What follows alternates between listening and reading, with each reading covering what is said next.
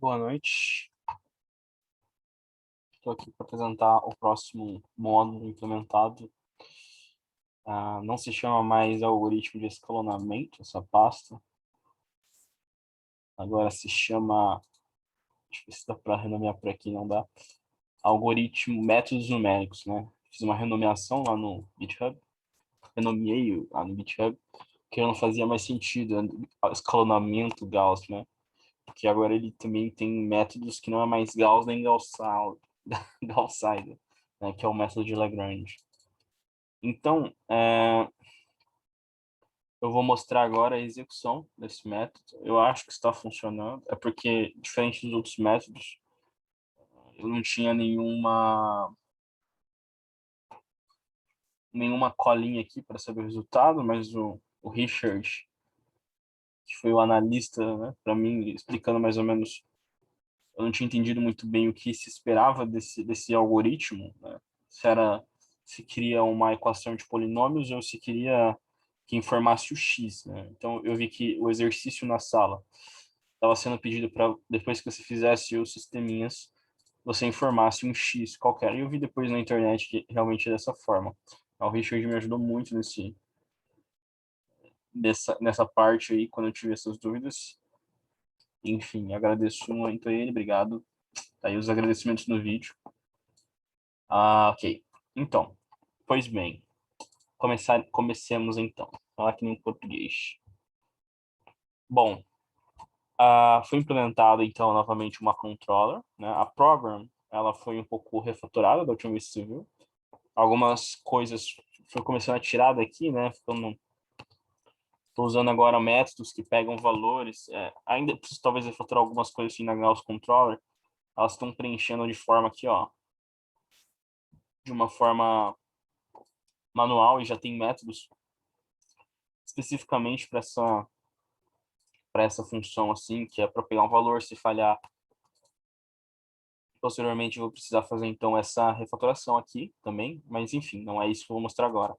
Assim como eu pretendo refatorar todas essas classes de helpers, né? Principalmente a matriz helper, deixar de ser um método estático por uma classe e ser apenas uma função, né? Fora de classe, apenas do escopo do seu módulo.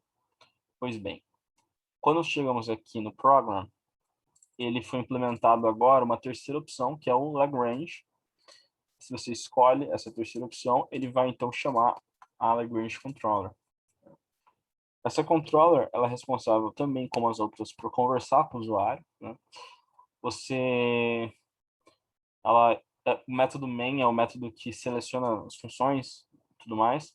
Então, primeiro você preenche os graus e as listas. Ainda não foi implementada a leitura, e é uma pena que eu esqueci de fazer isso, que é uma coisa simples, a mais simples até que a leitura de matrizes, né? Que poderíamos preencher aqui na matriz ou Lagrange TXT, duas colunas assim de x e y, ignora a parte do x, e aí leria tudo isso. Espero que até terça-feira isso já tenha sido implementado, né? Mas por enquanto não. Pois bem, depois que ele preenche o grau e listas, né? Essa função aqui preenche primeiro o grau, depois as listas x e y, ele vai então instanciar, né, a classe do Lagrange, né? E vai mandar calcular e apenas imprimir o resultado do y correspondente ao x solicitado, né? Então, a gente tem aqui a classe do Lagrange. Essa classe é bem simples, né? Ela tem 3 métodos, mas poderia ser somente um, mas tentando simplificar ao máximo cada uma como eu posso dizer, das responsabilidades de cada método, separei em 3, né? Então, primeiro ela tem um construtor, ela constrói todos os parâmetros. Repare que constrói a lista de x, constrói o grau, constrói a lista de y e atribui valor ao ponto y, x informado, né? Você escolhe um ponto x. Em seguida, todos esses métodos aqui eles são privados, então o único método que dá para chamar pela controller é o método calcular y. E o método calcular y, né, ele vai fazer a soma de todos os pontos de y que retorna na função. Porque a gente sabe, deixa eu ver se eu acho aqui na internet, vou pausar rapidinho e já volto aqui. aqui encontrei, que posteriormente, né, o y correspondente, ele é encontrado pela soma o ponto y, ele é encontrado pela soma de cada um dos L's, né? Então, é praticamente isso que está ocorrendo ali naquele algoritmo. Ele está somando, tipo, ele faz individualmente, iterativamente cada um deles. Porque ele recebe aqui, ele tem já o K-degree, né? Então, ele faz o número de interações igual ao grau mais 1, né? Se o grau é 5, ele vai fazer 6 iterações. E aqui, ele vai somar, então, cada um desses valores. Então, por exemplo, vou voltar aqui no site da Wikipedia, né?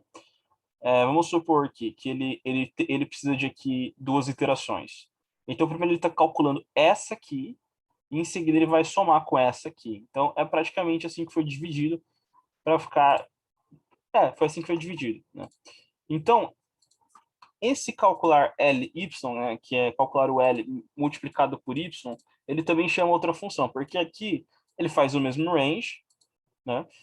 E quando cai diferente de N, ele executa a multiplicação. Isso porque você nunca vai... porque... Caramba, eu não estou subindo todos os termos técnicos, mas temos aqui, por exemplo, aqui seria x0, né, e x1, mas não seria x0 menos x0, mais ou menos isso. Então, isso aqui serve exatamente para não ocorrer esse cenário, né? E aí, ele multiplica, ele pega a multiplicação já existente, né, que nem ocorre aqui, né, agora ele está separando cada casinha desse aqui, ó, e cada casinha desse aqui, ele está multiplicando com a próxima, ao número de iterações que for necessário. Como é multiplicação, facilita-se muito isso, né? Então ele cada vez ele calcula ln, né? Que é um ln, que é um L específico. E aí que é esse método aqui faz exatamente a fórmula, né? Então aqui a gente tem aqui ela toda distributiva que está sendo calculada e atribuindo a ln. Posteriormente, a classe, a função calcular ln y, ela vai retornar o L, né, multiplicar o ln, né, o ln específico, multiplicado pelo y, né? E aí você vai e sempre o resultado vai vir para cá, né? Ele vai somar com esse ponto de y e vai chamar a próxima iteração, então o resultado vai permanecer nele, né? E vai sempre somando, somando, somando, somando até terminar todas as iterações necessárias, né? E posteriormente, né, ele retorna aqui, mas não é necessário. Eu fiz isso já preparando para um futuro cenário, no qual eu pretendo transformar tudo isso em library, e aí as controllers não vão ter mais nenhuma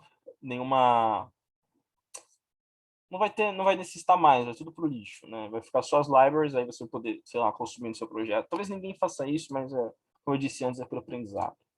Ok. Então, é assim que funciona o algoritmo. Agora vamos ver a execução dele, ok? Eu venho aqui na classe Program e eu aperto aqui, né? Eu vou mais rápido executar direto pela depuração, F5, né? Como, novamente, nós já vimos que é um padrão do meu projeto, ele sempre imprime o título e o menu. Digite a opção. Eu vou escolher a opção 3. Opa, digitei a opção errada. Vou digitar, então, a opção 3, né? Ele apaga a tela e ele pergunta, então, o grau, né? A gente vai preencher essa tabelinha aqui. Então, a gente já pode perceber que o grau é 5, né? Tem 6 valores. Né? Então, grau 5. Vamos preencher agora as listas, né? Preencha sequencialmente, separado por espaço, todos os valores da lista solicitada, x ou y. No caso aqui, está solicitando os valores de x. Então, vamos lá. Menos 6.6, 0.6, menos 0.5, 0, 0.2, 0.4, 0.7. Ok, valores de y agora. Menos 0.15, menos 0.1. Obrigado, Google, mas enfim. 0.4, 1.9. Ok. Agora eu vou digitar, então, o valor de x. Eu acho que assim que eu terminar de digitar, ele já vai calcular para mim e dar a resposta. Vai ser bem mais simples do que os outros, né? E futuramente talvez vai ter até um gráfico aqui impresso mostrando as coisinhas que vai ser bem interessante também. Pois bem, o valor de x para o ponto x, vamos colocar aqui então o mesmo que ele colocou, nós já temos a resposta, 1.32. Essa aqui é realmente diferente do meu, não sei se é o meu algoritmo está errado ou a conta dele. Vamos ver para 0.5, né? 0.5 dá 1.32, é o que ele colocou aqui, né? Mas arredondado seria 1.33, né? Pois bem, esse foi a execução. Muito obrigado, agradeço pela visualização, valeu.